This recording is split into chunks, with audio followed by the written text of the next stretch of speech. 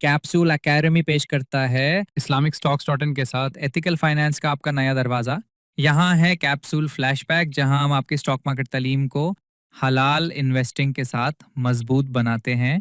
आज के तेज़ रफ्तार फाइनेंशियल वर्ल्ड में हलाल इन्वेस्टिंग आपके पैसे को वैल्यूज़ के साथ जोड़ता है, एथिकली, रिस्पॉन्सिबली और पावरफुल तरीके से।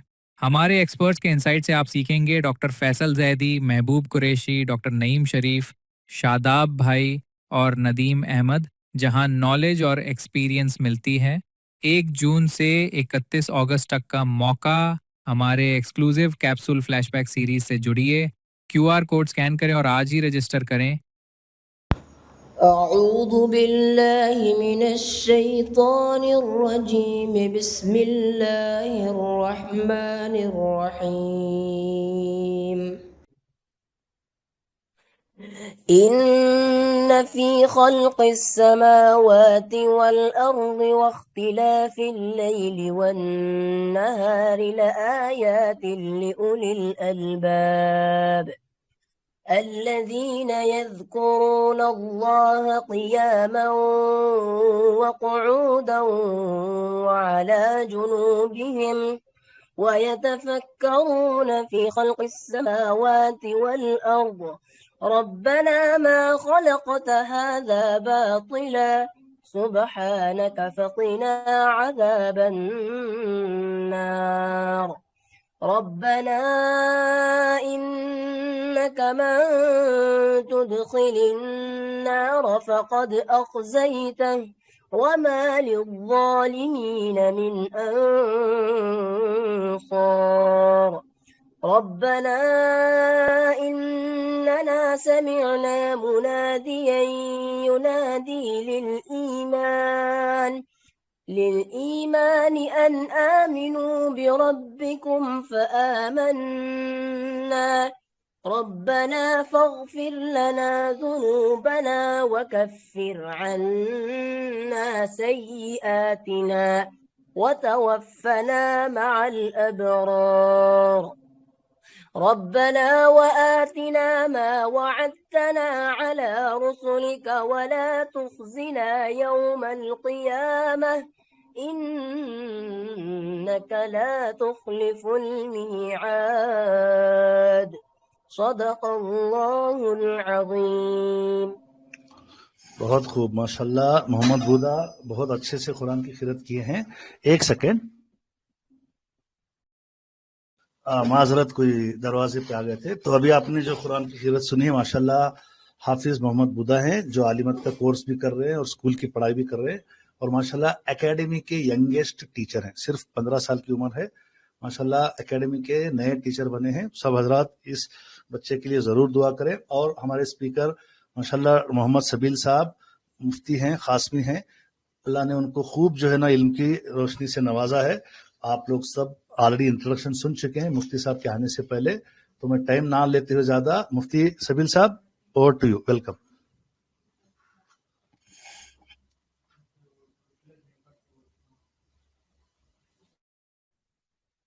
جی ڈاکٹر صاحب جزاکم اللہ خیرہ، آواز آ رہی ہے؟ جی مفتی صاحب آواز بھی کلیئر ہے، آپ شاید اسکرین بھی شیئر کر دی ہے، سب کلیئر ہے۔ اور آڈینس میں عموماً لوگوں کے مائک آج میوٹ ہیں، جو شروع میں مائک میوٹ کر دیا گیا، تو آپ آرام سے اپنا کریے جیسا۔ السلام علیکم ورحمۃ اللہ وبرکاتہ۔ اعوذ باللہ من الشیطان الرجیم، بسم اللہ الرحمن الرحیم۔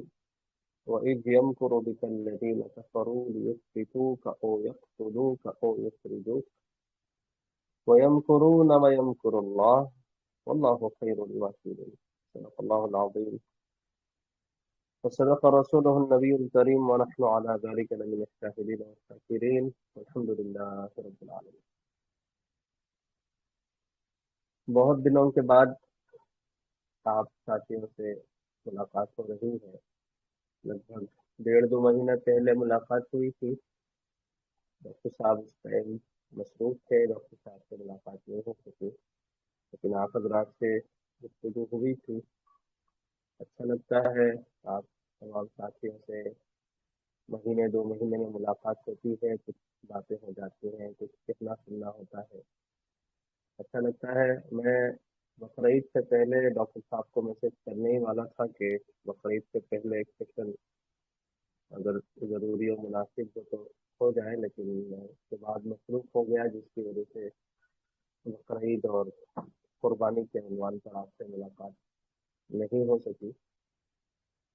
امید کرتا ہوں آپ تمام خیریت سے ہوں گے، اللہ تعالیٰ آپ کو خوش رکھے، اور اس بات کی امید بھی کرتا ہوں کہ پچھلے چند دنوں سے مارکیٹ کی خرابی کے بعد جو اچھال آئی ہے، امید کرتا ہوں کہ اللہ تعالیٰ نے آپ کے پورٹ فولیوز میں برکت رکھی ہوگی، ہرے بھرے پورٹ فولیو ہوں گے۔ اللہ تعالیٰ ہمارے تمام ساتھیوں کو جڑے ہوئے خوب کاروبار میں برکت عطا فرمائے، اللہ تعالیٰ خود کفیل بنائے، اللہ تعالیٰ اتنی روزی دے دے کہ کافی ہو جائے اور دین کے کاموں میں خود آسانی سے فراخ دلی سے ہمارے تمام ساتھی کر سکے، اللہ تعالیٰ ایسے فیصلے فرمائے، آمین ثم آمین۔ آیت شریفہ کی تلاوت میں نے کی ہے۔ یہ کہنا ضروری ہوگا کہ مجھ سے اچھی تلاوت حافظ صاحب نے، محمد صاحب نے کی ہے، بہت اچھا لگا آپ کی تلاوت سن کر۔ اللہ تعالیٰ مزید مفتی ترقیات سبیر سے صاحب آواز ذری سی دھیمی آ رہی ہے مجھے لگ رہا ہے، اور کچھ ممبرز بھی میسج کیے ہیں، ذرا سا اچھا مائک ٹھیک ہے، سامنے کر لیں ہاں اگر ہو سکا۔ جی، میں بلوٹوتھ ڈیوائس سے بات نہیں کر کوئی رہا بات نہیں، تھا، آپ میں کو اس سر کو والیوم بڑھا لینا پڑے گا، کوئی بات نہیں، بلوٹوتھ سے ہی نہیں، کر لیں۔ والیوم تو فل ہے، میں اس کو ڈسکنیکٹ کر دیتا ہوں۔ اوکے،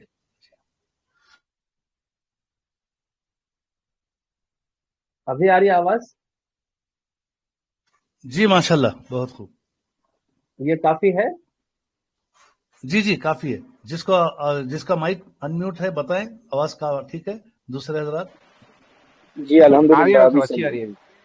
اوکے، اچھا ٹھیک ہے، میں دھیمی آواز سے بات کر رہا تھا، تو وہ کان میں بلوٹوتھ ڈیوائس ہے تو میں دھیرے بات کر رہا تھا۔ ابھی تھوڑی بلند آواز سے بات کروں گا انشاءاللہ، اور اگر پھر بھی آواز صحیح نہ آئے تو بیچ میں کوئی انٹرپٹ کر دے، میں انشاءاللہ بلوٹوتھ ڈیوائس ڈسکنیکٹ کر دیتا ہوں۔ نہیں ابھی اچھی آ رہی ہے ماشاءاللہ، آپ کنٹینیو کریں۔ جی ٹھیک ہے، جزاکم اللہ۔ حافظ محمد صاحب نے بہت اچھی تلاوت کی، ماشاءاللہ سن کر بہت خوشی ہوئی، بہت تسلی ہوئی۔ اللہ تعالیٰ تلاوت کو قبول فرمائے، اور یہ سن کر اور بھی زیادہ خوشی ہوئی کہ عالمیت بھی کر رہے ہیں، تعلیمی سلسلے کو آگے بڑھا بھی رہے ہیں، اور ماشاءاللہ ابھی ڈاکٹر صاحب نے کہا کہ ینگسٹ ٹیچر بھی ہیں، تو بہت بڑے اعزاز کی بات ہے۔ اس کم عمری میں پیسہ کمانے کا ہنر بھی اگر جان لیں، تعلیم کے ساتھ ساتھ، علم حاصل کرنے کے ساتھ ساتھ، تو انشاءاللہ آگے چل کر خود کفیل رہیں گے، اور دین کی خدمت انشاءاللہ اپنے وقت کو فارغ کر کے بغیر کسی کے دباؤ کے دین کی خدمت کر سکیں گے۔ اللہ تعالیٰ قبول فرمائے، جزاکم اللہ۔ آیت شریفہ اسکرین پر ہے، میں نے اس کی تلاوت بھی کی ہے۔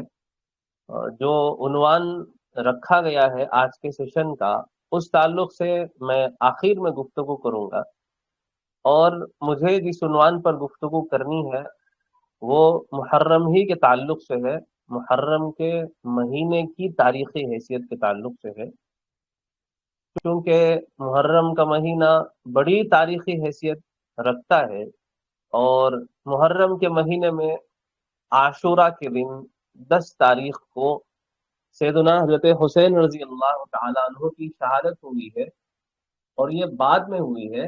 رسول اللہ صلی اللہ علیہ وسلم کے زمانے ہی سے عاشورہ کے دن کی تاریخی حیثیت ہے، اور پورے مہینے کی بھی تاریخی حیثیت ہے۔ محرم کا پورا مہینہ تاریخی حیثیت رکھتا ہے، اس لیے تھوڑی سی گفتگو میں محرم کے مہینے کی فضیلت کے تعلق سے کروں گا، اور عاشورہ کی فضیلت پر میں 2-3 احادیث انشاءاللہ تبارک و تعالی میری گفتگو کے آخر میں انشاءاللہ چند احادیث میں آپ کو سناؤں گا، جو عاشورہ کے دن کی فضیلت کو واضح کرتی ہے، اور آنے والے کل کے دن کو ہمیں کیا کرنا ہے، اس کی فضیلت کیا ہے، چند احادیث سامنے رکھوں گا۔ محرم کا مہینہ سال کا شروع مہینہ ہے، سال کی شروعات ہوتی ہے، اور ہمارے اپنے کیلنڈر کو ہم ہجری کیلنڈر کہتے ہیں۔ ہجری کیلنڈر اس لیے کہا جاتا ہے کہ سرور دو عالم رحمت دو عالم جناب محمد الرسول اللہ صلی اللہ علیہ وسلم نے اسی جس سال ہجرت کی ہے اس سال کی ہجرت کے بعد سے ہمارے کیلنڈر کا آغاز ہوا ہے۔ یہ جو کہا جاتا ہے کہ 1440 ہجری، 1442 ہجری، 1420 ہجری، یہ جو ہجری کہا جاتا ہے وہ ہجرت سے نکلا ہوا ہے۔ 1440 سال اگر کہا جا رہا ہے تو سرور دو عالم صلی اللہ علیہ وسلم کو ہجرت کر کے 1400 سال سے زیادہ عرصہ بیت چکا ہے، گزر چکا ہے۔ مشورہ ہوا حضرت عمر رضی اللہ تعالیٰ عنہ کے دور خلافت میں کہ ہمارا اپنا کوئی کیلنڈر نہیں ہے مسلمانوں کا، اور ہم دیگر مذہب کے لوگوں کے کیلنڈر کو استعمال کرتے ہیں۔ تاریخ لکھنا ہوتا ہے، خطوط بھیجنا ہوتا ہے، خطوط لینا ہوتا ہے، موصول کرنا ہوتا ہے، تو ہم دوسروں کے کیلنڈر کے محتاج ہیں۔ بہتر یہ ہوگا کہ ہم اپنا کیلنڈر اس کی شروعات کی جائے۔ تو شروعات اگر کرنی ہے تو کس واقعے کو مد نظر رکھ کر ہمارے کیلنڈر کی شروعات ہونی چاہیے؟ جیسے سیدنا حضرت عیسیٰ علیہ السلام کی تاریخ پیدائش کو نصرانی اور عیسائی حضرات اپنے کیلنڈر کی شروعات کے طور پر مانتے ہیں۔ اسی طریقے سے صحابہ کرام رضی اللہ عنہ مجمعین کے درمیان حضرت عمر فاروق رضی اللہ تعالیٰ عنہ نے مشورہ کیا تو صحابہ کی مختلف رائے تھی، کسی کی کوئی رائے تھی، کسی کی کوئی رائے تھی۔ حضرت علی رضی اللہ تعالیٰ عنہ بھی اس مشورے میں شریک تھے، اور جب آپ سے اخیر میں رائے طلب کی گئی، حضرت علی رضی اللہ تعالیٰ عنہ نے رائے دی تھی کہ ہم ہمارے اپنے کیلنڈر کی شروعات جو کریں گے وہ ایسے دن سے کریں گے جس دن ہم نے اپنا سب کچھ کھویا، اور وہ دن ہے ہمارا ہجرت کا دن، جس دن ہم نے مکہ مکرمہ سے مدینہ منورہ کی طرف ہجرت کی تھی تو ہم نے اپنا سب کچھ کھویا تھا۔ اور ایسا ہم اس لیے کریں گے تاکہ آنے والی جو ہماری نسل ہے، آنے والی جو امت کے افراد ہیں، ظاہر سی بات ہے ہمیں جن دنیا سے جانا ہے ہم چلے جائیں گے، دوسری پیڑھی آئے گی وہ بھی چلی جائے گی، پھر تیسری آئے گی وہ بھی رخصت ہو جائے گی۔ اسی طریقے سے زمانے کے گزرتے گزرتے، وقت کے گزرتے گزرتے، ہم اور ہمارے صحابہ رسول اللہ صلی اللہ علیہ وسلم کے سچے جان نثار صحابہ اکرام رضی اللہ عنہ مجمعین کی جو مقدس جماعت ہے، اور اس میں جو رسول اللہ صلی اللہ علیہ وسلم نے اس دین کو امت کے ہر فرد تک پہنچانے کے لیے جو قربانیاں دی ہوئی ہیں، ان قربانیوں کو یاد کرے۔ جب بھی سال کی شروعات ہو، آنے والے امت کے افراد کو ہمارے ہجرت کی قربانیاں یاد آئیں اور دین کی اہمیت ان کے ذہن اور دماغ میں بیٹھ جائے کہ یہ دین اتنا آسان نہیں تھا جتنا ان تک پہنچا دیا گیا ہے۔ اس دین کو آخری امتی تک پہنچانے کے لیے صحابہ اکرام رضی اللہ عنہ مجمعین کی پوری جماعت کی بہت بڑی بڑی قربانیاں ہیں، اتنی بڑی قربانیاں ہیں کہ ہم ان قربانیوں کا تصور بھی نہیں کر سکتے۔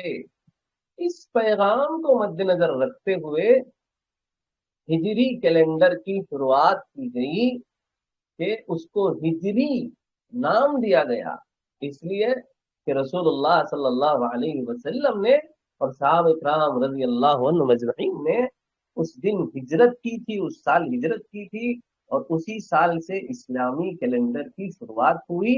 حضرت علی رضی اللہ تعالی عنہ کی رائے تمام صحابہ اکرام کو حضرت عمر فاروق رضی اللہ عنہ کے ہمراہ بہت پسند آئی، اور حضرت علی رضی اللہ تعالی عنہ ہی کی رائے پر فیصلہ ہوا اور ہجری کیلنڈر کی ابتدا ہوئی ہے۔ ہجرت کوئی آسان کام تھوڑی تھا. جیسے آج کے زمانے میں اگر کسی کو ہجرت کرنی ہے، کسی اور ملک کی سٹیزن شپ لینی ہے، تو جیسے آسان کر دیا گیا ہے، اتنا آسان کر کے بھی کچھ مشکلات ہوتی ہیں. کچھ پراپرٹیز خریدنی ہوں گی، کچھ کروڑ کی پراپرٹیز خریدنی ہوں گی، یا وہاں بزنس میں اتنے کروڑ روپے انویسٹمنٹ کرنے ہوں گے، لگانے ہوں گے، تب جا کر کے کچھ کارڈ ملے گا یا سٹیزن شپ ملے گی، اور 3 سال کے بعد ملے گی، کارڈ ملے گا، وغیرہ وغیرہ. اس کے لیے پہلے ویزا لینا پڑے گا، وغیرہ وغیرہ، سفر کرنا پڑے گا، ہوائی جہاز کا چند گھنٹوں کا سفر. لیکن اتنی آسان ہجرت اس زمانے کی نہیں تھی، اور یہ کسی ملک کی سٹیزن شپ حاصل کرنے والی ہجرت نہیں تھی، بلکہ یہ اپنے دین، اپنے ایمان کو بچانے والی ہجرت تھی. اور کیسی کیسی قربانیاں صحابہ اکرام رضی اللہ عنہم اجمعین نے ہجرت کے دوران دی ہیں، ہم تصور نہیں کر سکتے. 2-3 صحابہ اکرام رضی اللہ عنہم اجمعین کے ہجرت کے واقعات میں آپ کو بتاتا چلوں، آپ تصور کرتے جائیں کہ ان کی جگہ اگر ہم ہوتے تو ہم کیسا فیل کر رہے ہوتے اور ہمارے جذبات کیا ہوتے. ایک دفعہ میں کنفرم کروں گا ڈاکٹر صاحب یا کوئی اور ساتھی، سمیر بھائی یا کوئی اور ساتھی ہو تو آواز کلیئر ہے؟ یعنی ڈسٹربنس؟ ایک دم کلیئر ہے مفتی صاحب، بہت بڑھیا ماشاء اللہ. جزاکم اللہ. صحابہ کرام کی ایک جماعت مدینہ منورہ سے رسول اللہ صلی اللہ علیہ وسلم کے پاس آتی ہے، حضور کے ہاتھ پر بیعت کر کے، اسلام کی بیعت کر کے مسلمان ہو جاتے ہیں. رسول اللہ صلی اللہ علیہ وسلم چند مقری، پڑھانے والے قاری صحابہ اکرام رضی اللہ عنہ اجمعین کو مدینہ کے افراد کے ساتھ بھیج دیتے ہیں کہ تم مسلمان ہو چکے ہو، یہ تمہیں قرآن کی تعلیم دیں گے اور اسلام کی بنیادی باتیں بتائیں گے. وہاں سے تقاضا تھا رسول اللہ صلی اللہ علیہ وسلم کو ہجرت کی جگہ پہلے سچے خواب کے ذریعے سے بتلائی گئی، اور کھجور والی ہری بھری کھجور کے درختوں کی زمین دکھلائی گئی. رسول اللہ صلی اللہ علیہ وسلم نے سمجھا کہ ہو سکتا ہے یمامہ کا علاقہ ہو یا ہجر کا علاقہ ہو. پھر اللہ کے رسول صلی اللہ علیہ وسلم کو ایک روایت کے مطابق 3 جگہوں میں اختیار دیا گیا کہ 3 علاقوں میں سے جس علاقے کو آپ چوز کر لیں گے وہی علاقہ آپ کی ہجرت گاہ بنے گی، آپ وہاں ہجرت کریں گے. اس میں سے بحرین ایک جگہ تھی، خنسرین دوسری جگہ تھی، اور مدینہ منورہ کی تیسری جگہ تھی.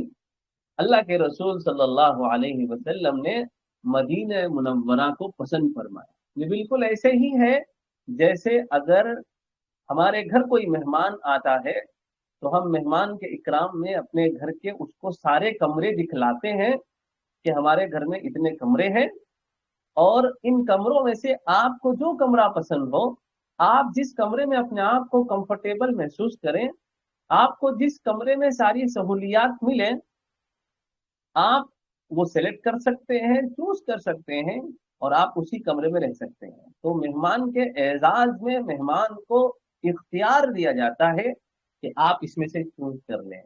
یہ مہمان کا اعزاز ہوتا ہے. اللہ تبارک و تعالیٰ بھی رسول اللہ صلی اللہ علیہ وسلم کی مدینہ منورہ میں مہمان نوازی کر رہے تھے، اور اللہ تبارک و تعالیٰ نے ان 3 جگہوں میں سے اختیار دیا کہ اے میرے حبیب، ان 3 جگہوں میں سے جو جگہ آپ کو پسند ہو آپ اس کو سلیکٹ کر لیں، چوز کر لیں، وہی آپ کی ہجرت کی جگہ بنے گی.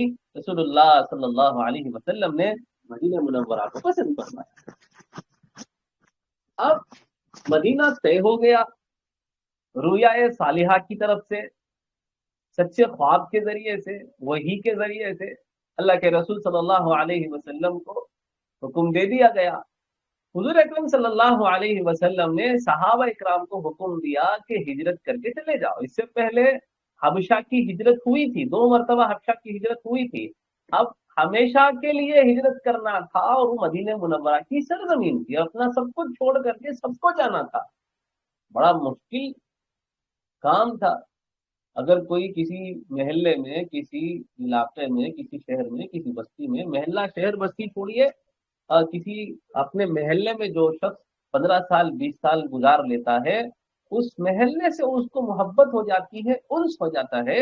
تو 15-20 سال گزارنے کے بعد جب وہ کسی اور محلے میں مجبوراً منتقل ہوتا ہے تو اپنے پرانے محلے کو ہمیشہ یاد کرتا رہتا ہے کہ ہماری اس محلے میں پیدائش ہوئی، اس محلے میں ہمارا بچپن گزرا، اس محلے میں ہمارے اتنے سال گزر گئے، اور آج بھی ہمیں وہ محلہ یاد آتا ہے. تو یہاں محلہ نہیں چھوڑنا تھا، یہاں ملک چھوڑ کر جانا تھا، اور مدینہ منورہ ہجرت کرنی تھی. اور شہر بھی ایسا شہر، مکہ مکرمہ جیسا شہر جس میں کعبۃ اللہ ہے، کوئی آسان کام نہیں تھا. صحابہ اکرام کو اللہ کے رسول صلی اللہ علیہ وسلم نے ہجرت کا حکم دیا تو حضرت ابو سلمہ رضی اللہ تعالی عنہ صحابی رسول حضور صلی اللہ علیہ وسلم کے رضائی بھائی تھے، دودھ شریک بھائی تھے. ان کی بیوی ام سلمہ رضی اللہ تعالی عنہا اور ان کے چھوٹے سے بچے حضرت سلمہ رضی اللہ تعالی عنہ. حضرت ابو سلمہ نے اپنی بیوی اور اپنے بچے کو ساتھ لے کر ہجرت کا ارادہ کیا اور اونٹ پر سوار ہو کر چلنے لگے. ظاہر سی بات ہے قریش مکہ کو معلوم ہوتا تو مخالفت کرتے، اور چوری چھپے ہجرت کرنی تھی اور ہجرت کرنے لگے. لوگوں کو پتہ لگ گیا، آ گئے. حضرت ابو سلمہ رضی اللہ عنہ کے خاندان والے بھی آ گئے، ام سلمہ رضی اللہ عنہ کے خاندان والے بھی آ گئے.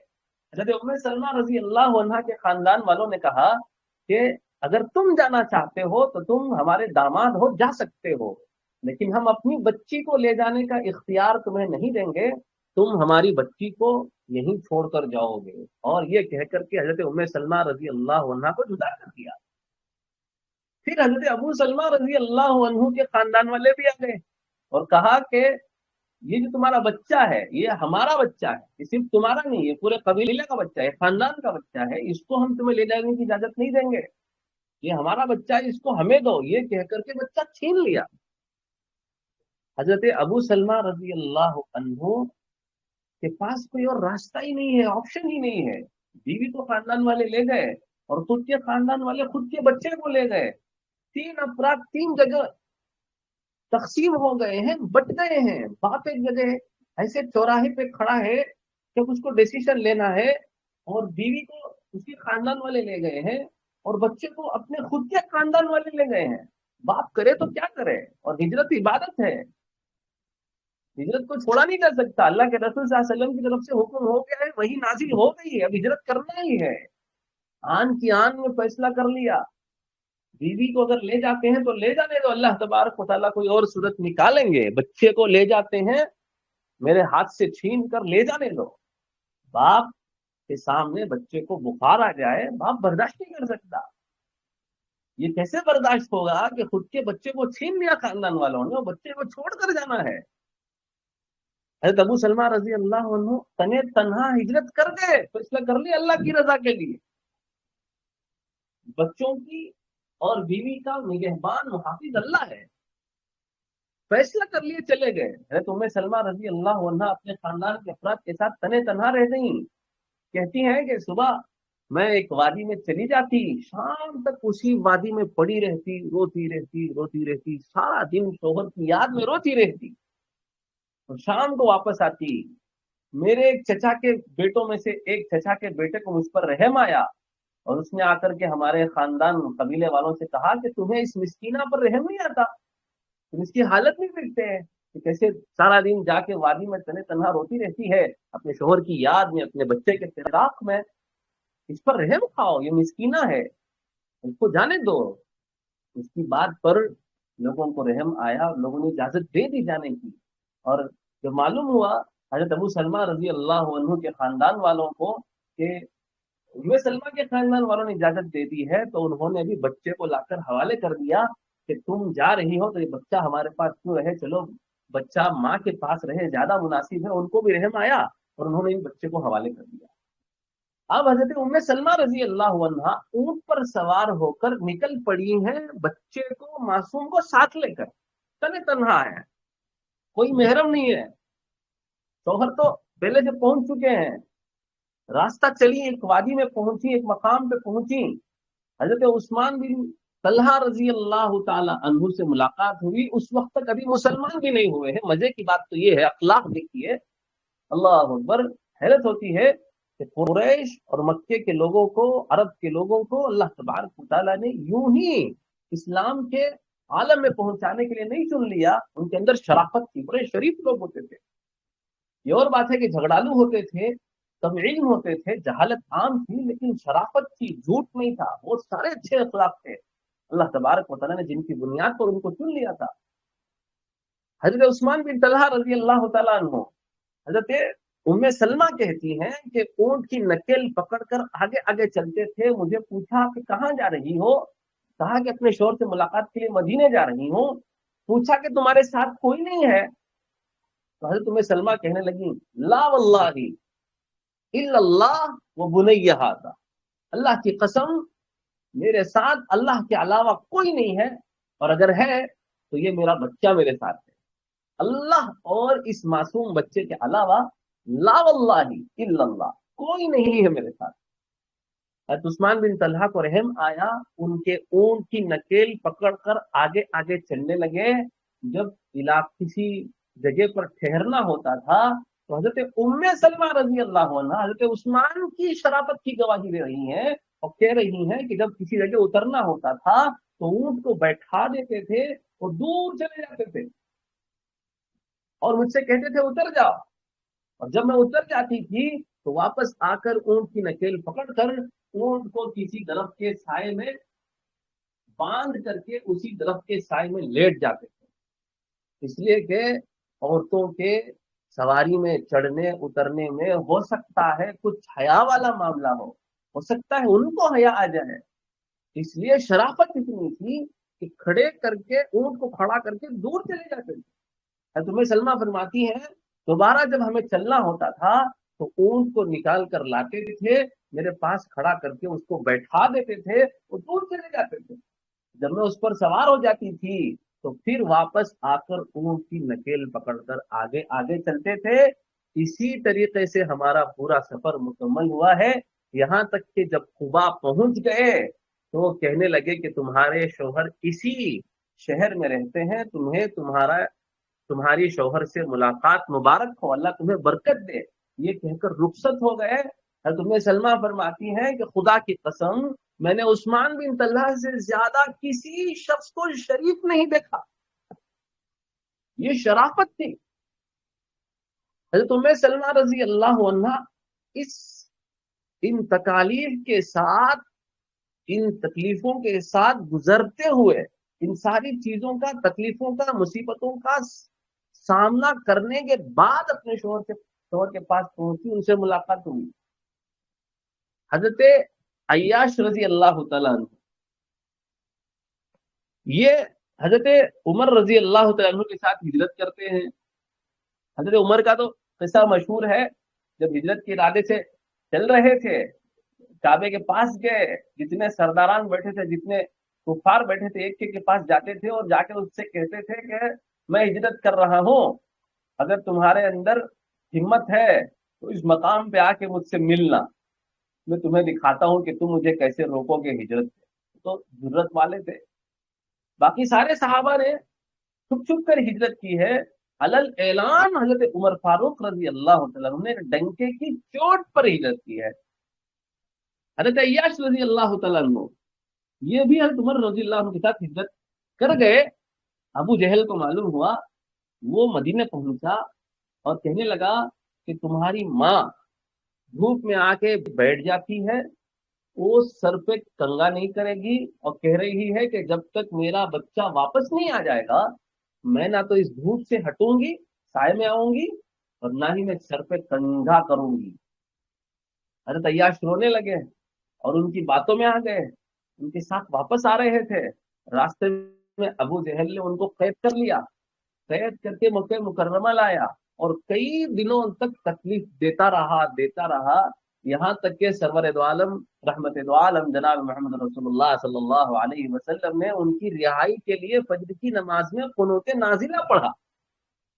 کئی عرصے کے بعد حضرت عیاش رضی اللہ تعالی عنہ کو اس سے نجات ملی، قید سے پھر ہجرت کر کے دوبارہ واپس مدینہ منورہ آئے۔ اسی کیسی قربانیاں، یہاں تک کہ سارے صحابہ ہجرت کر گئے، ایک ایک کر کے ہجرت کر گئے۔ کفار مکہ دیکھ کر کڑتے تھے، روتے تھے کہ کیا ہو رہا ہے، ایک ایک کر کے ہجرت کر کے جا رہا ہے۔ اور مدینے کا مکے کا ہر گھر خالی ہو رہا ہے، کسی کا باپ چلا گیا، کسی کا بیٹا چلا گیا، اور یہ سب اس شخص کی وجہ سے ہو رہا ہے۔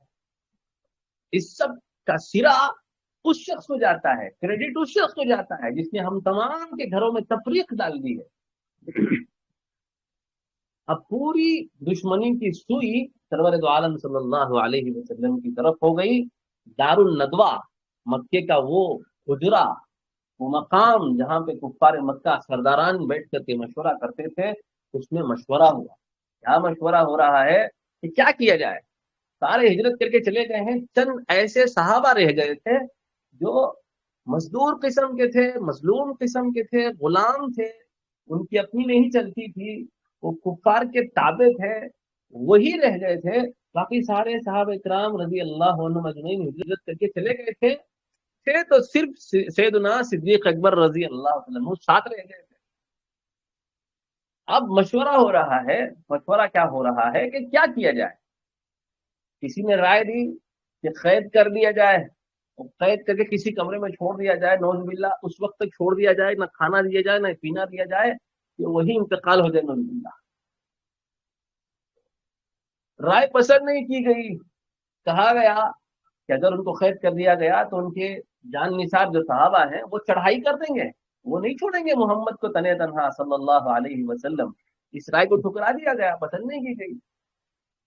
پھر یہ رائے دی گئی کہ شہر بدر کر دیا جائے، ملک بدر کر دیا جائے، بھیج دیا جائے کسی علاقے میں۔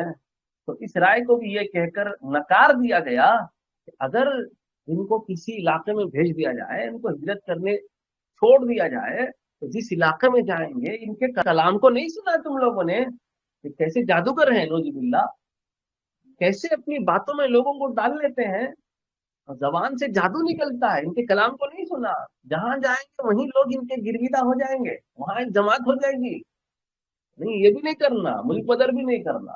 پھر ابو جہل لعین نے رائے دی، ایسا کرتے ہیں بجائے یہ کہ ایک آدمی قتل کرے، ہر ایک قبیلے کا سردار سب مل کر کے فجر کی نماز کے لیے محمد نکلیں گے صلی اللہ علیہ وسلم، سب مل کر کے کام تمام کر دیں گے، موب لنچنگ کر دیں گے، اور ایسی لنچنگ کریں گے انٹل ڈیتھ، نعوذ باللہ، سب مل کے کر دیں گے، پبلک کیس ہو جائے گا، کسی ایک قبیلے پہ قصور نہیں ٹھہرایا جا سکے گا۔ آخر میں کچھ پیسہ دے لے کر کے جو خاندان عبد مناف ہے ان کو ہم خون بہا دے دیں گے اور چھوٹ جائے گی جان۔ وہ انتقام لیں گے تو کس سے لیں گے؟ سارے ہی قبیلے والے ہوں گے قتل میں، کسی سے نہیں لے سکیں گے، آخر میں بات پیسے پر سیٹلمنٹ پر آ جائے گی، کچھ پیسہ دے کے چھوڑ لیں گے۔ یہ رائے سب کو پسند آئی، اور نعوذ باللہ رسول اللہ صلی اللہ علیہ وسلم کے قتل کے ارادے سے نکل پڑے ہیں۔ اللہ تبارک و تعالیٰ کی طرف سے سرور دو عالم صلی اللہ علیہ وسلم کو اطلاع ہو گئی، حضرت جبرائیل علیہ السلام کے ذریعے سے اطلاع ہوئی ہے کہ آپ کو ہجرت کرنا ہے۔ اللہ کے رسول صلی اللہ علیہ وسلم نے پوچھا کہ ساتھ کس کو لے جانا ہے؟ کہتے ہیں صدیق اکبر کو۔ اللہ اکبر! حضرت صدیق اکبر رضی اللہ تعالیٰ عنہ کا حضور اکرم صلی اللہ علیہ وسلم کے ساتھ ہجرت کرنا وہی الہی کے ذریعے سے ثابت ہے، اللہ تبارک و تعالیٰ نے نام چنا تھا، اللہ تبارک و تعالیٰ نے رسول اللہ صلی اللہ علیہ وسلم کے سفر کے ساتھی اور رفیق کو چنا تھا۔ اب حضور اکرم صلی اللہ علیہ وسلم کو اطلاع ہو جاتی ہے، حکم ہوتا ہے ہجرت کرنے کا، نام پوچھا کس کے ساتھ کرنا ہے، صدیق اکبر کا نام آتا ہے۔ حضور اکرم صلی اللہ علیہ وسلم صدیق اکبر رضی اللہ عنہ کے پاس جاتے ہیں اور جا کر کہتے ہیں کہ ہمیں ہجرت کا حکم ہوا ہے۔ تو صدیق اکبر رضی اللہ عنہ فرتے مسرت سے رونے لگتے ہیں، آنکھوں سے آنسو آ جاتے ہیں کہ اللہ تبارک و تعالیٰ نے میرا نام لیا ہے اور مجھے حضور کے ہمراہ ہجرت کرنا ہے۔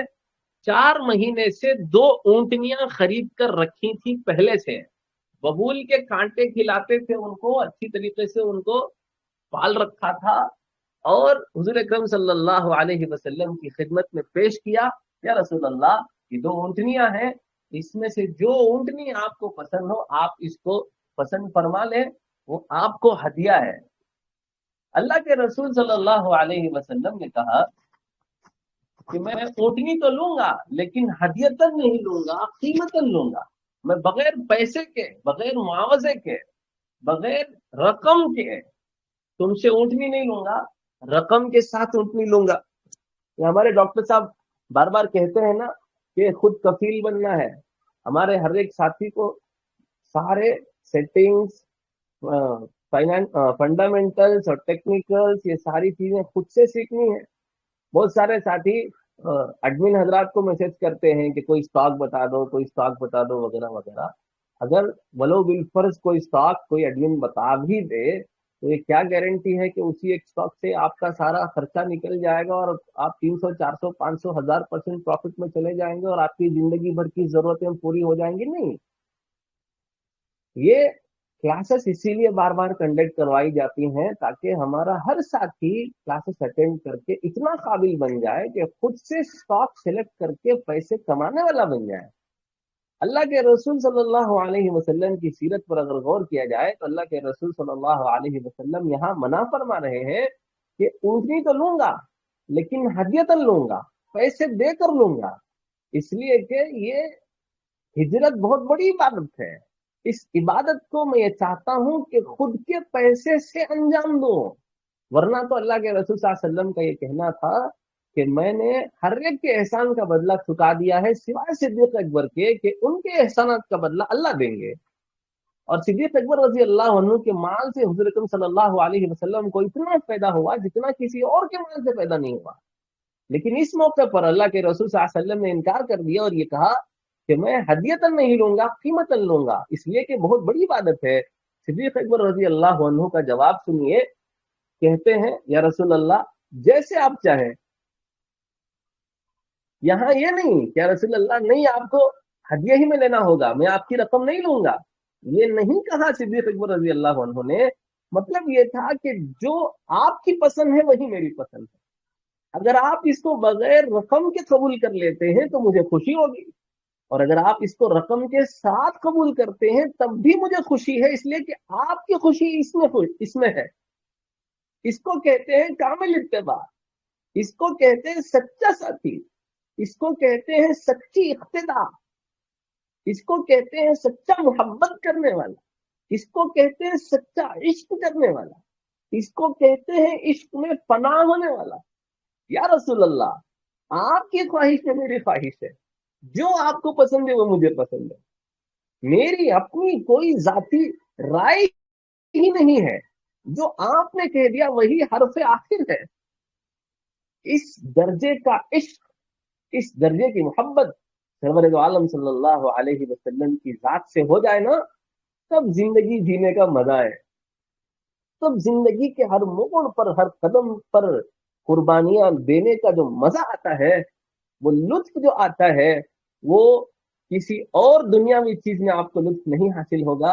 اللہ تبارک و تعالیٰ کی ذات سے یہ امید ہے، اللہ تبارک و تعالیٰ کی ذات سے ہم تمام کو دعا کرنا چاہیے کہ اللہ ہمیں بھی حضور اکرم صلی اللہ علیہ وسلم کی ذات سے سچا عشق، سچی محبت عطا فرما۔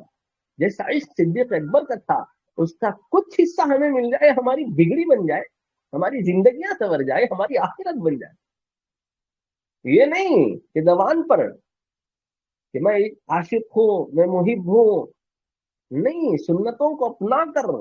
اب چونکہ اللہ کے رسول صلی اللہ علیہ وسلم کی ذات پر اب مال خرچ کر نہیں کیا جا سکتا، اب حضور کی خدمت میں اپنا مال پیش نہیں کیا جا سکتا، جہاں رسول اللہ صلی اللہ علیہ وسلم خرچ کرنے سے خوش ہوتے ہیں وہاں خرچ کیا جائے گا، اور حضور کی رضا اس میں ڈھونڈی جائے گی۔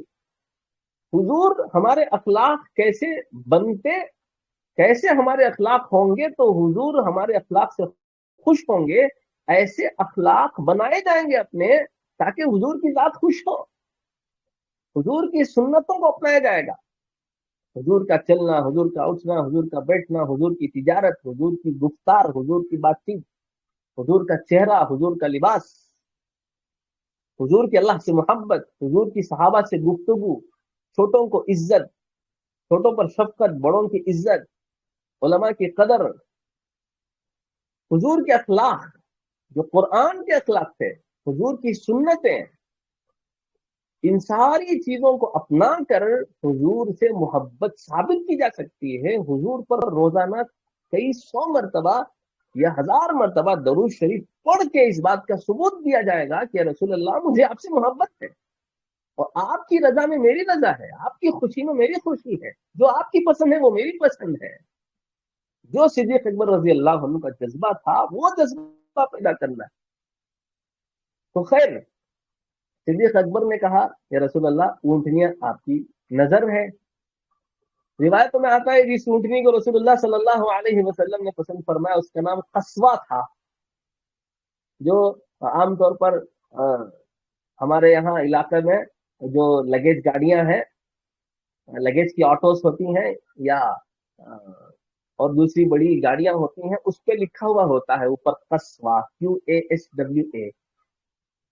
وہ اچھی بات ہے کہ رسول اللہ صلی اللہ علیہ وسلم کے جو جانور کے جو جس پر حضور نے سواری کی ہے اس کا جو نام تھا، اس کا نام ہم اپنی سواریوں پر لکھ رہے ہیں، اس کو نقش کروا رہے ہیں، بہت اچھی بات ہے۔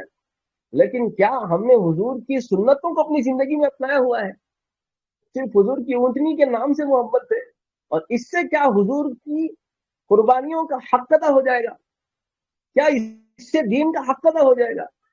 نہیں دوستوں، دین قربانیوں سے زندہ ہوتا ہے۔ اپنی زندگی میں دین کو باقی رکھنے کے لیے بھی قربانیاں دینی ہوں گی۔ صحابہ کرام رضی اللہ عنہم اجمعین نے اسی لیے اتنی قربانیاں دی، اسی لیے ہجرت کی، اسی لیے چھوڑ کے اپنا محبوب وطن گئے۔ یہاں تک کہ سرور دو عالم صلی اللہ علیہ وسلم نے بھی ہجرت کی اور حضور کو مکے سے محبت تھی، چھوڑ کر گئے۔ خیر، حضور آئے، حضرت علی رضی اللہ عنہ سے کہا کہ تم یہیں سبز رنگ کی چادر اوڑھ کر کے سو جانا، کل صبح فلاں فلاں لوگوں کی امانتیں رکھی ہوئی ہیں، فلاں فلاں کو ان کی امانتیں دے دینا، اور تم بھی ہجرت کر کے چلے آنا، اور ڈرنے کی ضرورت نہیں ہے، گھبرانے کی ضرورت نہیں ہے، تمہیں کوئی نقصان نہیں پہنچائے گا۔ حضرت علی رضی اللہ عنہ کو لوگوں کی امانتیں سپرد کرنے کے لیے رکھا تھا۔ عجیب بات ہے کہ حضور کے قتل کے در پہ ہیں، حضور سے دشمنی ہے، لیکن امانتیں بھی حضور ہی کے پاس رکھا کرتے تھے، حضور کو سچا بھی کہتے تھے، حضور کو امین بھی کہتے تھے، حضور کی بات نہیں مانتے تھے، حضور پر آئی ہوئی وحی کو جھٹلاتے تھے۔ ایک طرف تو کہہ رہے ہیں کہ آپ سچے ہیں، ایک طرف تو کہہ رہے ہیں کہ آپ امین ہیں، دوسری طرف آئے ہوئے پیغام کو اللہ کی طرف سے ٹھکرایا جا رہا ہے اور اس کو جھٹلایا جا رہا ہے۔ خیر، حضور نے حضرت علی کو اس خدمت پر مامور کیا۔ اب قریش مکہ آ گئے ہیں، حضور کے گھر کا گھیراؤ کر لیا ہے۔ اللہ کے رسول صلی اللہ علیہ وسلم اپنے گھر سے مٹھی میں مٹی لیے ہوئے سورہ یاسین کی شروع آیتیں فَأَغْشَيْنَاهُمْ فَهُمْ لَا يُبْصِرُونَ تک پڑھ کر اللہ کے رسول صلی اللہ علیہ وسلم نے اس کو پھینکا، اور لوگوں کو بالکل علم ہی نہیں ہوا کب رسول اللہ صلی اللہ علیہ وسلم ان کے درمیان ہی سے نکل گئے۔ اللہ تبارک و تعالیٰ نے اس میں اثر ایسا ڈال دیا، ان کی آنکھوں پر پردہ سا چھا گیا، ان کو بالکل نظر ہی نہیں آیا اللہ کے رسول صلی اللہ علیہ وسلم کب ان کے درمیان سے خود نکل گئے۔ صبح ہونے کا انتظار کر رہے ہیں، اور شرافت اس میں بھی جھلکتی ہے کہ پوری رات باہر گھر کے انتظار کرتے رہے، گھر کے اندر داخل نہیں ہوئے۔ علماء فرماتے ہیں کہ عرب حضرات میں شرافت اسی دور سے ہے، اور اس زمانے ہی سے کسی کے گھر کے اندر اس کی اجازت کے بغیر داخل ہونا، اگرچہ کہ قتل کرنے کے ارادے ہی سے کیوں نہ ہو، اس کو وہ معیوب سمجھتے تھے، بڑی عیب والی چیز سمجھتے تھے کہ ہم کسی کے گھر کے اندر داخل ہو اور باہر کھڑے ہو کر انتظار کر رہے ہیں۔ جب صبح ہوئی، گھر پہ چھاپا مارا، دیکھا کہ حضور باہر ہی نہیں آ رہے ہیں، جب جا کے اندر دیکھا تو حضور وہاں ہے ہی نہیں۔ علی رضی اللہ عنہ کو دیکھا، بڑے شرمندہ ہوئے، کیسے ہمارے درمیان ہی سے نکل گئے۔ صدیق اکبر رضی اللہ عنہ ساتھ ہیں، غار ثور تک پہنچتے ہیں، 3 دن وہاں چھپتے ہیں، وہاں قیام ہوتا ہے۔ حضرت اسماء بنت ابی بکر رضی اللہ عنہ، حضور کی حضرت ابو بکر رضی اللہ عنہ کی صاحبزادی، بڑی صاحبزادی، وہ شام میں کھانا باندھ کر کے ٹفن لے جا کر کے غار تک پہنچا کر آتی تھی۔ حضرت عامر بن فہیرہ حضرت ابو بکر رضی اللہ عنہ کے غلام ہیں، وہ بکریاں چراتے چراتے شام میں پہنچتے تھے اور دونوں حضرات کو بکریوں کا دودھ پلا کر آتے تھے. اور حضرت ابو بکر رضی اللہ عنہ کے صاحبزادے وہ پورے دن کی مشورے اور ان کی پلاننگز جو مکے میں قریش کی ہو رہی ہیں اس کی اطلاع حضور اکرم صلی اللہ علیہ وسلم کو غار ثور تک آ کر پہنچایا کرتے تھے. پورا گھرانہ حضور کی خدمت میں لگا ہوا ہے. بیٹی توشہ باندھ رہی ہیں, غلام بھی خدمت میں لگا ہوا ہے, اور جوان بیٹا بھی خبریں پہنچا رہا ہے. صدیق اکبر رضی اللہ عنہ کا پورا گھرانہ. اللہ اگر حضرت صدیق اکبر رضی اللہ عنہ کے گھرانے جیسا ہم سب کا گھرانہ ہو جائے کہ ہماری اولاد بھی دین پر مر مٹنے کا جذبہ رکھتی ہے, ہماری گھر کی عورتیں بھی دین پر مر مٹنے کا جذبہ رکھتی ہیں, دین کے لیے قربانیاں دینا ان کی اولین ترجیح ہے, ان کی ترجیحات میں سے ہے, اور گھر کے مرد حضرات, بزرگ حضرات, بچے, سب کے اندر دین کا جذبہ اور دین کے لیے مر مٹنے کا جذبہ, دین کے لیے قربانیاں دینے کا جذبہ, عبادت میں ایک دوسرے سے آگے بڑھنے کا جذبہ, اگر یہ ساری صفات پیدا ہو جائے تو گھر دنیا ہی میں جنت بن جائے. اللہ کرے ہم سب کو ایسا گھرانہ نصیب فرمائے. اس کے لیے فکر کرنی ہوگی, گھر بیٹھے نہیں ہو جائے گا. بیانات سن لینے سے تبدیلی نہیں آئے گی. ایک دوسرے کی غمخواری, ایک دوسرے کے ساتھ ہمدردی, ایک دوسرے کو دین میں آگے بڑھانا, دین سیکھنا. جیسے ہم یہ چاہتے ہیں کہ دنیاوی اعتبار سے ہم ترقی کریں, اسی طریقے سے دینی اعتبار سے بھی ترقی کا سوچنا کہ ہمارے بچوں کے اندر دین کا جذبہ کیسا ہے, ہمارے عورتوں میں دین کا جذبہ کیسا ہے, ہمارے مردوں میں دین کا جذبہ کیسا ہے. اس کی فکریں کرنے, قربانیاں دینے سے دین پیدا ہوتا ہے. صحابہ کرام رضی اللہ عنہ مجمعین نے ایسی قربانیاں دے کر دین ہم تک پہنچایا ہے. ایک دو واقعات میں نے آپ کو سنا ہے, کیسے المناک واقعات ہیں, کس قدر قربانیاں دینی پڑی ہیں. ہر ایک کی ایک الگ ہی داستان ہے اور المناک داستانیں ہیں. غار ثور میں 3 دن قیام ہوا. اس کے بعد ایک ایسے راستے سے جو عام راستہ نہیں تھا, ایک کافر کو اجرت دے کر کے اس کو اس بات پر مامور کیا گیا کہ دوسرے راستے سے تم ہمیں مدینہ منورہ پہنچاؤ. حضرت قاسم نانوتوی رحمۃ اللہ علیہ, دارالعلوم دیوبند کے بانی, انگریز نے وارنٹ جاری کیا گرفتاری کا 1857 کی جنگ کے بعد. چھپ گئے, 3 دن تک چھپے رہے. 3 دن کے بعد باہر آ گئے. لوگوں نے پوچھا کہ حضرت ابھی بھی آپ کو انگریزی فوجی ڈھونڈ رہے ہیں, تلاش رہے ہیں, آپ باہر کیوں نکل کر آ گئے, اور آپ کچھ اور دن انڈر گراؤنڈ ہو جائیے, چھپے رہیے, جب ان کی تلاش ختم ہو جائے تب آپ باہر نکل کر آنا. تو قاسم نانوتوی رحمۃ اللہ علیہ کا جواب سنیے. قربان جائیں ہمارے ان اکابرین پر, ہم اللہ تبارک و تعالیٰ کا شکر بجا لا سکتے ہیں کہ ہم ان اکابرین کے نام لیوا ہیں. حضرت قاسم نانوتوی رحمۃ اللہ علیہ کہنے لگے کہ میں نے سیرت کا بغور مطالعہ کیا ہے. میں نے حضور اکرم صلی اللہ علیہ وسلم کو ہجرت کے دوران غار ثور میں صرف 3 دن چھپتے ہوئے دیکھا ہے. اس اتباع میں 3 دن چھپا رہا. 3 دن کے بعد چوتھے دن حضور نے نہیں چھپا ہے غار میں, تو اس لیے میں بھی چوتھے دن نہیں چھپوں گا. یہ سنت, اللہ اکبر, کیسی کس قدر ان چیزوں میں بھی جس میں ضروری بھی نہیں ہے, اس قدر خیال ہوتا تھا سنتوں کا کہ اس میں بھی خیال کیا گیا کہ 3 دن ہی چھپوں. یہ جذبہ تھا سنتوں پر عمل کرنے کا اور سنتوں پر چلنے کا, ہمارے اکابرین کا مزاج تھا. تو خیر, اس کے بعد حضور اکرم صلی اللہ علیہ وسلم مدینہ منورہ پہنچے, استقبال ہوا, قباء پہنچے, مسجد کی تعمیر کی گئی, جمعہ پڑھی گئی, پھر مدینہ منورہ آئے, وہاں استقبال ہوا. 500 افراد نے حضور کا استقبال کیا. مسجد نبوی کی تعمیر ہوئی, حضرت ایوب انصاری رضی اللہ عنہ کے گھر قیام ہوا. اس کے بعد جنگیں ہیں, یہ سب بڑے تفصیلی واقعات ہیں. مجھے بس آپ کو اتنا بتانا تھا کہ ہجری کیلنڈر کی جو شروعات کا سبق صحابہ اکرام رضی اللہ عنہ مجمعین نے مشورے سے ہمیں دیا ہے, وہ اس لیے دیا ہے کہ ہم صحابہ کی قربانیوں کو یاد رکھیں. یہ دین جو ہم تک پہنچا ہے, ہم جو نمازیں پڑھ رہے ہیں, ہم جو کلمہ گو ہیں, ہم جو اللہ کا نام لے رہے ہیں, اس پر صحابہ کی قربانیاں ہیں. صرف ہجرت ہی کی قربانیاں نہیں ہیں, ان کی اپنی جانوں کے نذرانے ہیں.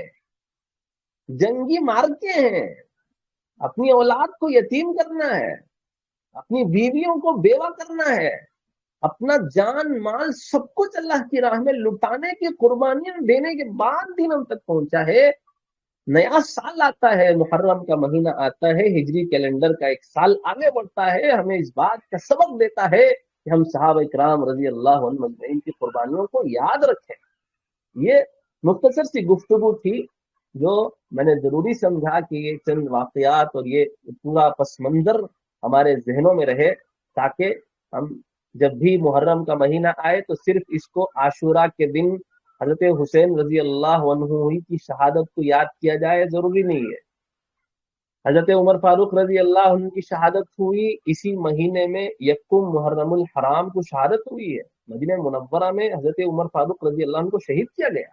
हजरत हुसैन रजी अल्लाह अन्हु की शहादत उम्मत के लिए बहुत अलमनाक हादसा था, लेकिन हजरत हुसैन रजी अल्लाह ताला अन्हु की जात के लिए शहादत ऊंचा मकाम था। शहादत इतना ऊंचा मकाम है कि उसकी तमन्ना की जाती है, और हुजूर अकरम सल्लल्लाहु अलैहि वसल्लम ने अहादीस में कई मर्तबा 3 मर्तबा अल्फाज को दोहरा दोहरा के कहा है कि मैं चाहता हूं कि अल्लाह की राह में कत्ल कर दिया जाऊं, दोबारा जिंदा किया जाऊं। ये हुजूर की तमन्ना थी। खुश नसीबों को ये सआदत हासिल होती है।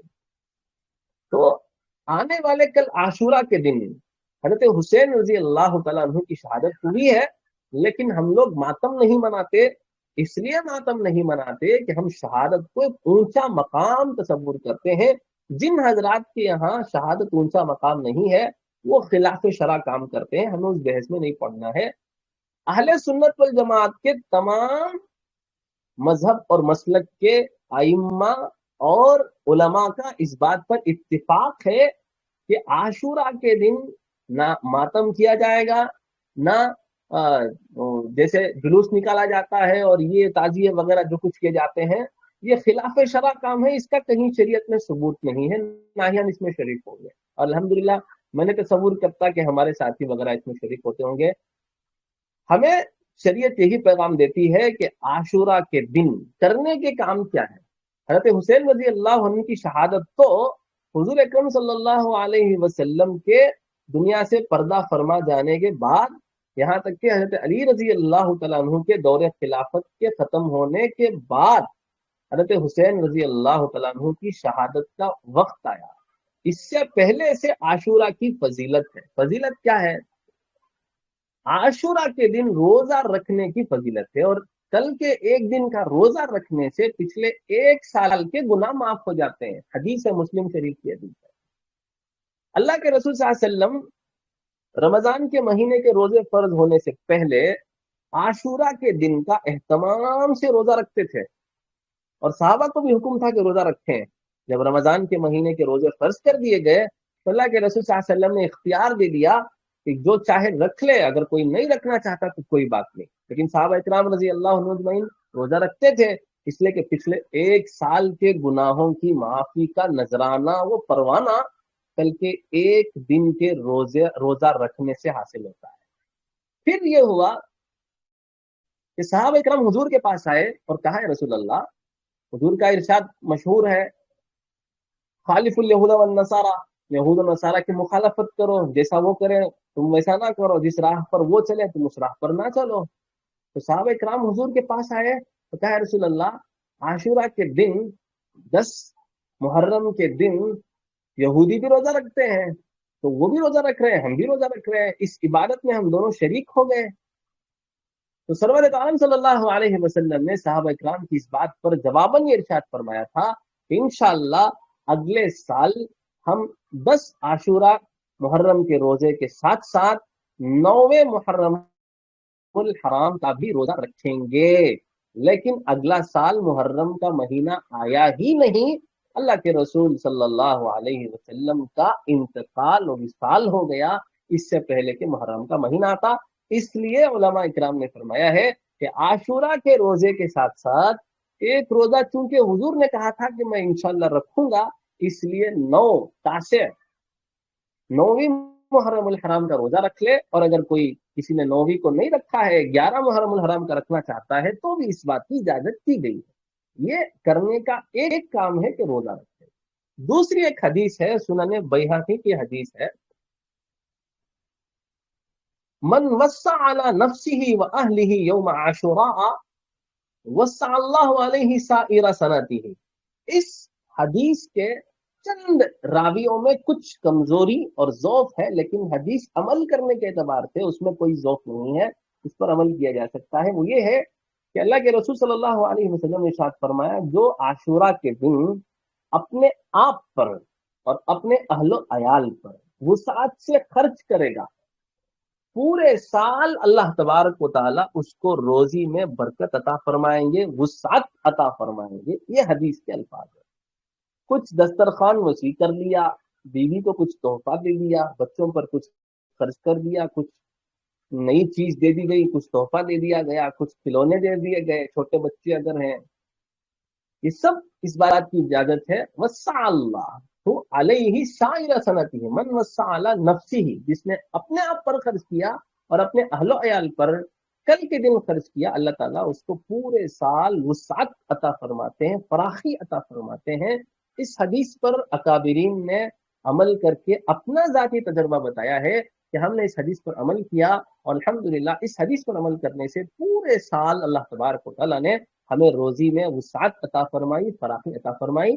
اس حدیث کو مد نظر رکھتے ہوئے کل یہ کام بھی اگر کر لیا جائے، ویسے ماشاءاللہ پورٹ فولیوز تو سب کے بھرے ہی ہوں گے، تو یہ دو عاشورہ کے دن کے کرنے کے کام ہیں. اللہ تبارک و تعالیٰ آپ تمام ساتھیوں کی روزی میں خوب برکت عطا فرمائے، پورٹ فولیو ہرا بھرا رہے، اللہ تعالیٰ خوب برکتیں عطا فرمائے.